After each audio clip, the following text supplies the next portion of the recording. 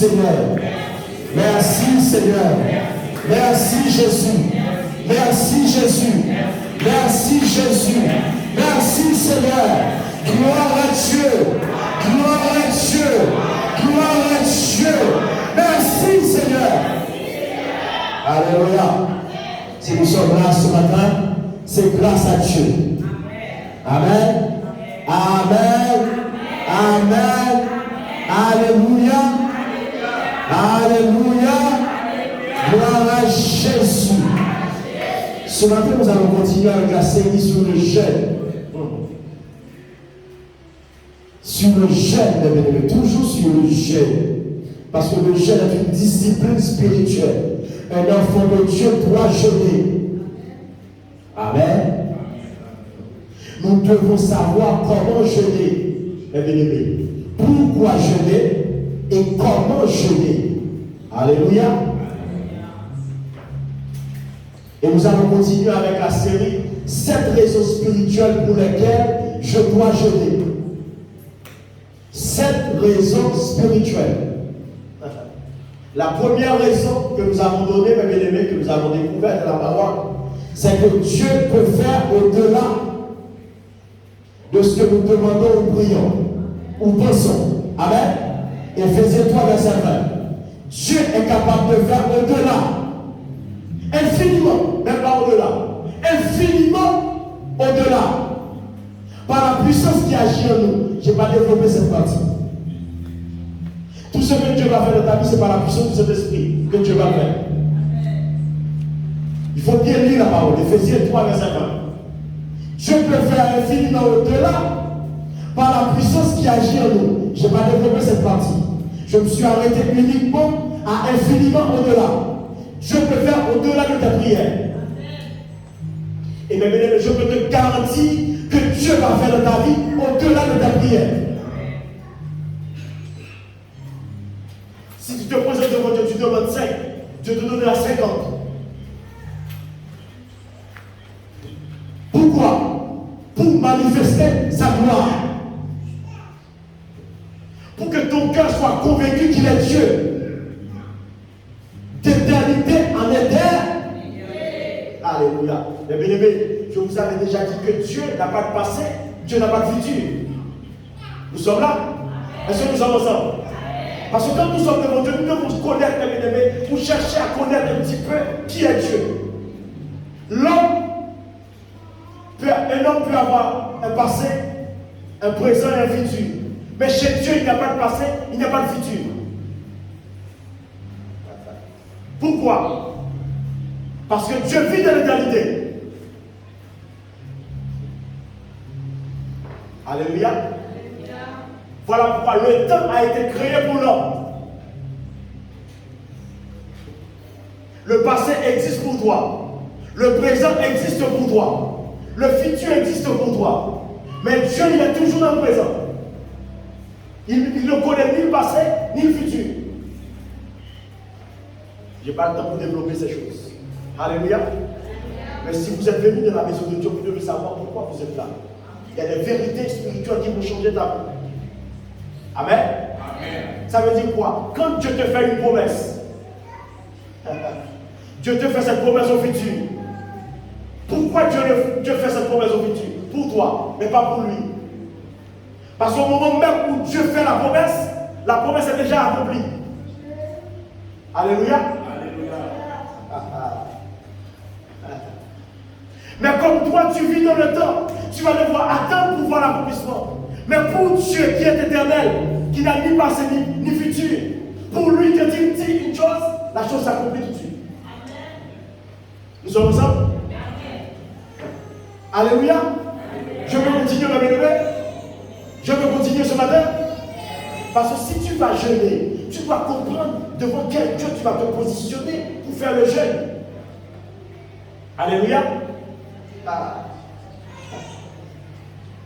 Et mes bien-aimés, voilà pourquoi, avant d'entrer dans la prière, dans le jeûne, nous devons avoir la connaissance de la parole. Parce qu'en fonction de ta connaissance, du niveau de connaissance de la parole que tu as, tes attentes seront en fonction de ce niveau de connaissance. Amen. Un homme peut se présenter devant Dieu, il attend ça. Mais toi, tu te présentes pour attendre, tu attends 10 minutes. Qu'est-ce qui va faire la différence au niveau de l'attente? C'est le niveau de révélation. Amen. Amen. Amen. Amen. Voilà pourquoi plus ton niveau de révélation augmente dans ta vie, plus ton niveau d'attente chez Dieu augmente. Alléluia.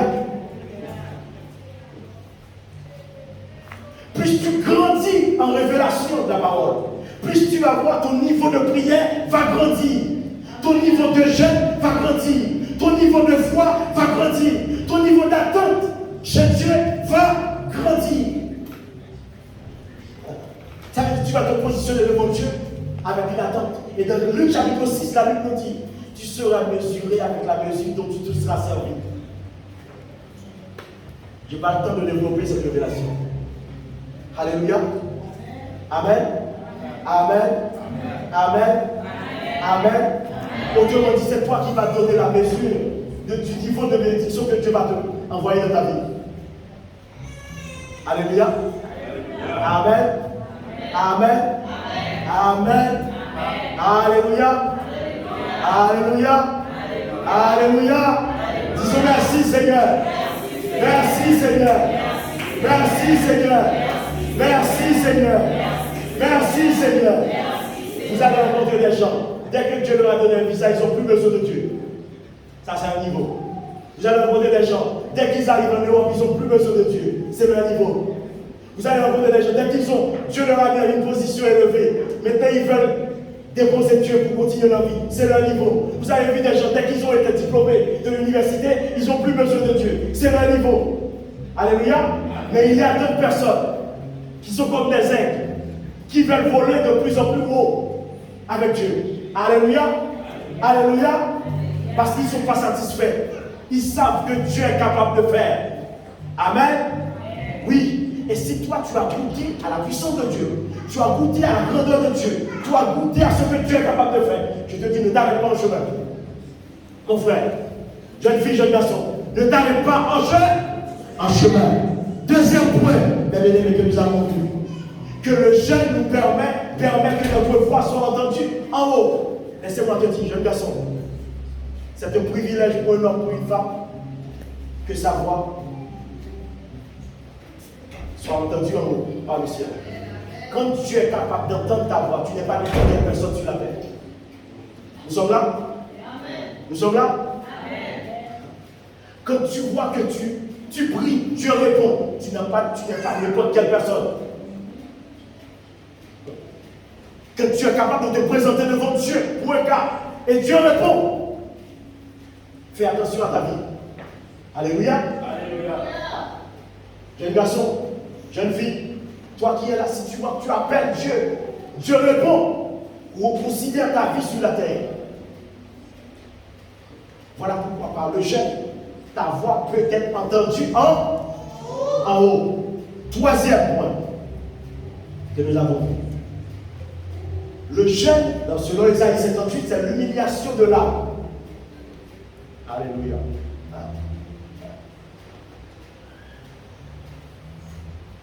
Le jeûne nous permet d'humilier notre âme, mes bien-aimés. Et moi-même, j'ai grandi, mes bien-aimés. Je suis arrivé à l'église maintenant. J'ai vu des gens qui parlent d'âme. Ils n'ont même pas compris ce qu'est l'âme. Parfois, nous prions pour l'âme, mes bien-aimés. Nous ne savons même pas, nous ne pouvons même pas bien expliquer à quelqu'un l'âme, c'est quoi l'âme. Mais nous prions pour notre âme. Ce qui est bien. Alléluia. Mais nous avons vu, mes bien-aimés, que l'âme d'une personne, c'est le siège de sa personnalité. Alléluia. Voilà pourquoi Dieu cherche ton âme, Satan cherche ton âme. Parce que celui qui contrôle l'âme d'une personne, contrôle la vie de la personne. Nous sommes là ce matin? Vous êtes là? Et nous avons dit qu'il y a trois choses dans l'âme. L'intelligence, la volonté et les émotions. Quand tu dis que tu vas dans le jeûne, tu vas humilier ton âme, tu vas humilier d'abord ton intelligence, ta volonté et tes émotions. Il y a trois choses à humilier devant Dieu. Alléluia. Et laissez-moi toucher ce point. Il y a une bataille dans l'âme de chaque personne. Entre son intelligence et ses émotions pour contrôler sa volonté. Parce que celui qui contrôle ta vie doit contrôler tes choix. Et les choix se font au niveau de la volonté. Alléluia. C'est ta volonté qui te donne la capacité, la faculté de choisir.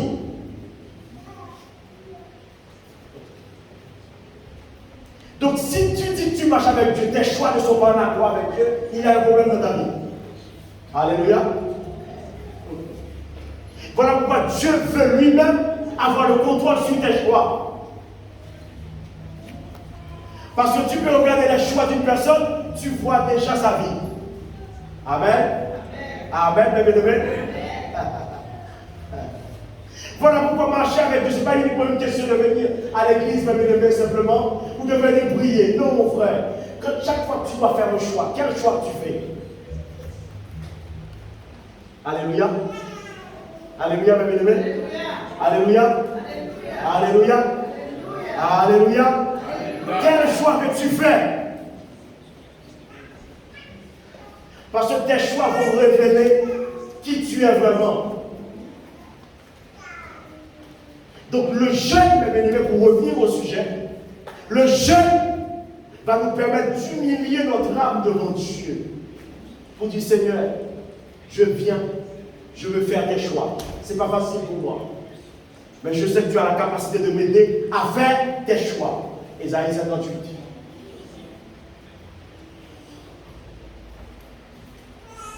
Quatrième point, mes bien-aimés, Luc chapitre 4, nous avons vu que Jésus, avant de faire face à la tentation, il a jeûné 40 jours et 40 nuits. Et après, il a pu passer le test, il a pu réussir l'examen. Donc le jeûne est là pour nous aider à lutter contre les tentations.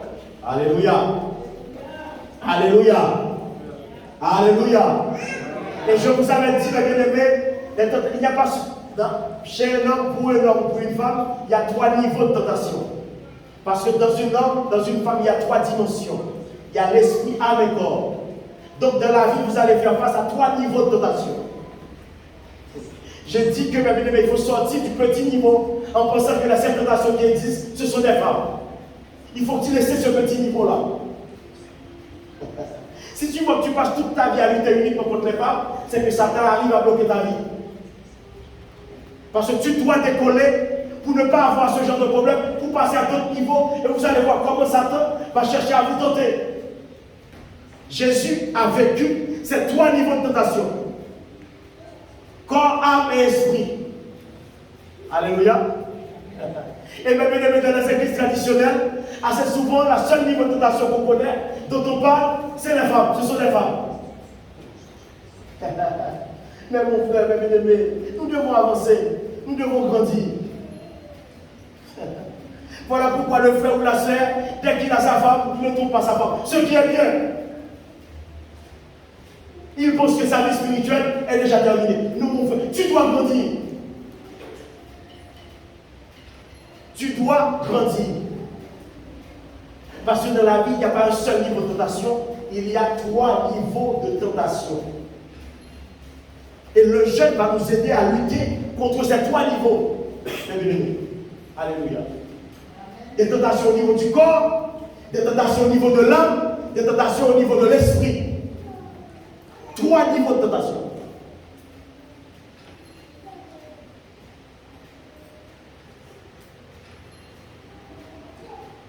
Et aujourd'hui, très rapidement, mes bien-aimés, nous allons voir que le jeûne, c'est une recommandation de Jésus. Matthieu chapitre 9. Matthieu chapitre 9.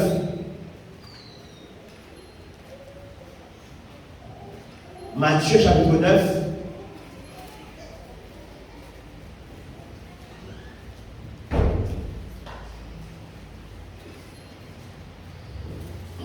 Verset 14, je vais lire avec vous, mes bien-aimés, suivez avec moi. Recommandation de Jésus.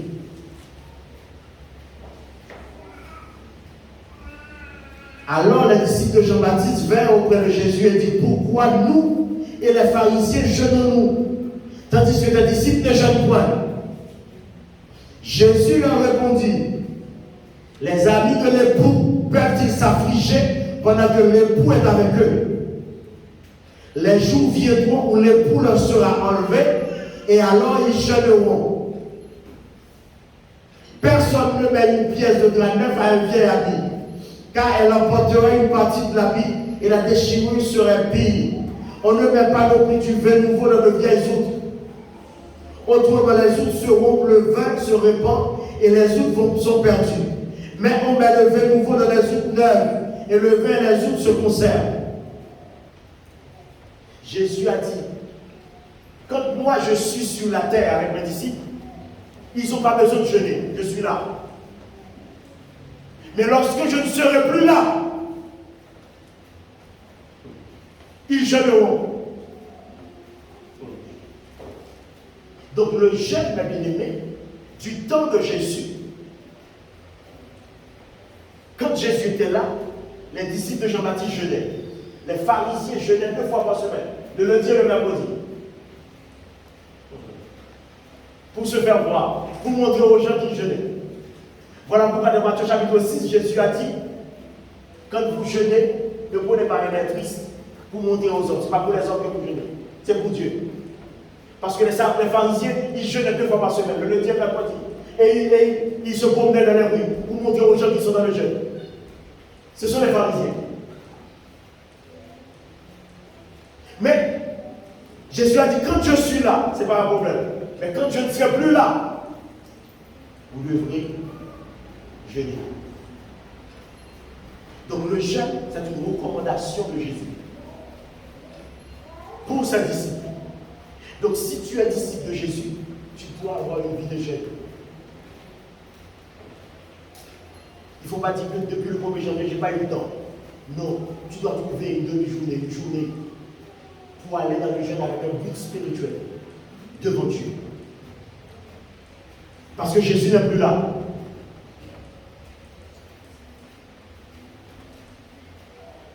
Nous avançons, mes bien-aimés. Le jeûne comme moyen de révélation du Saint-Esprit. C'est ce point que nous allons voir maintenant. Le jeûne permet d'avoir accès aux révélations du Saint-Esprit. Actes des Apôtres, chapitre 13.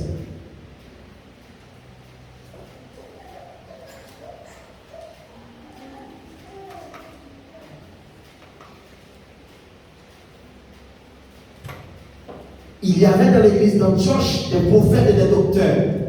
Barnabas, Siméon, appelé Niger, Lucius de Cyrène, Manaël, qui avait été élevé avec Hérode le tétrarque, et Saül, pendant qu'ils servaient le Seigneur dans leur ministère, qu'ils jeûnaient.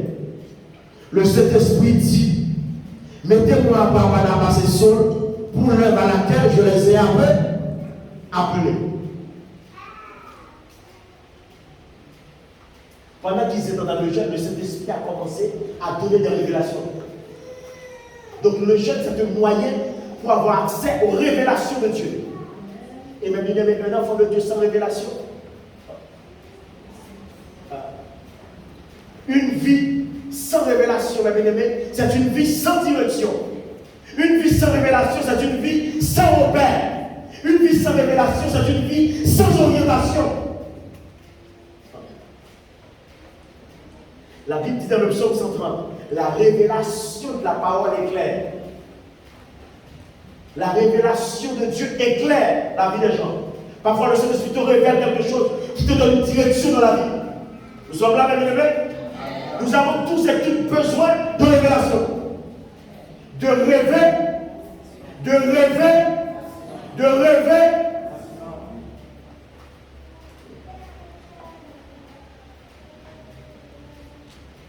Tu ne peux pas être enfant de Dieu et vivre sans révélation. Jeune fille, comment tu vas faire pour choisir ton mari si tu n'as pas de révélation de Dieu?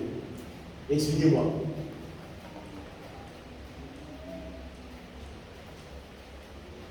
Jeune garçon, tu vas faire comment pour entrer dans ce mariage si tu n'as pas de révélation de Dieu?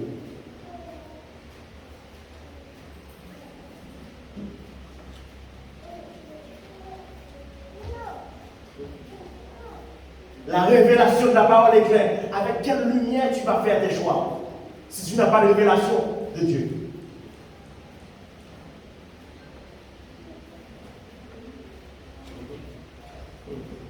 Nous avons besoin de la révélation, mon frère. Et le jeûne est là pour nous aider à avoir accès aux révélations de Dieu. Quand tu ne sais pas quel choix faire, tu peux entrer dans le jeûne pour aller chercher la révélation de Dieu.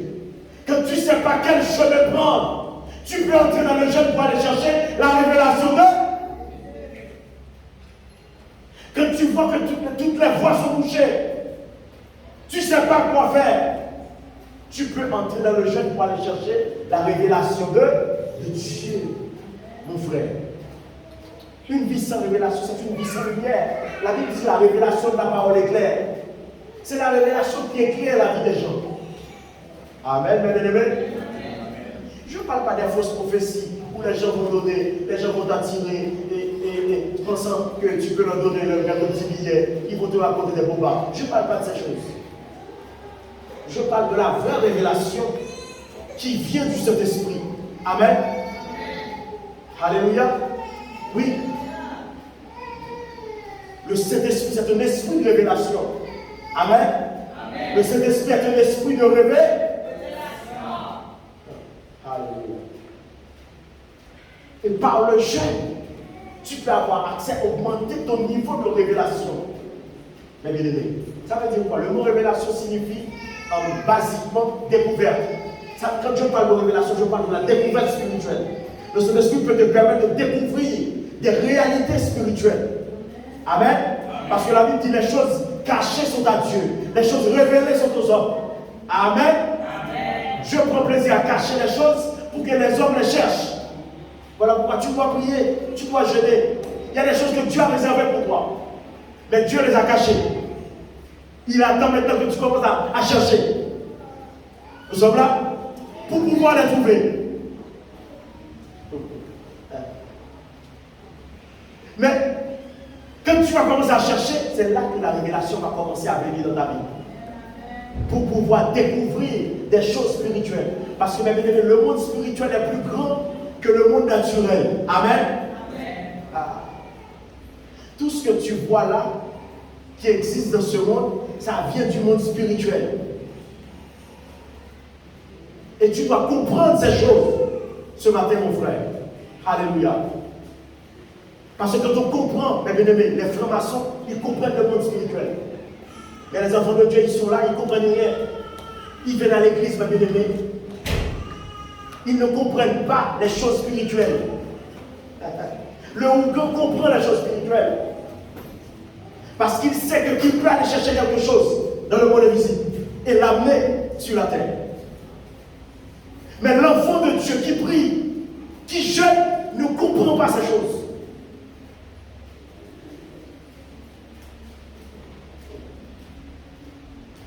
Il prie juste pour lever la main, comme ça. Mais la vie spirituelle, ce n'est pas uniquement une affaire de lever la main, ce n'est pas uniquement une affaire de crier Alléluia. Non, c'est plus profond que ça.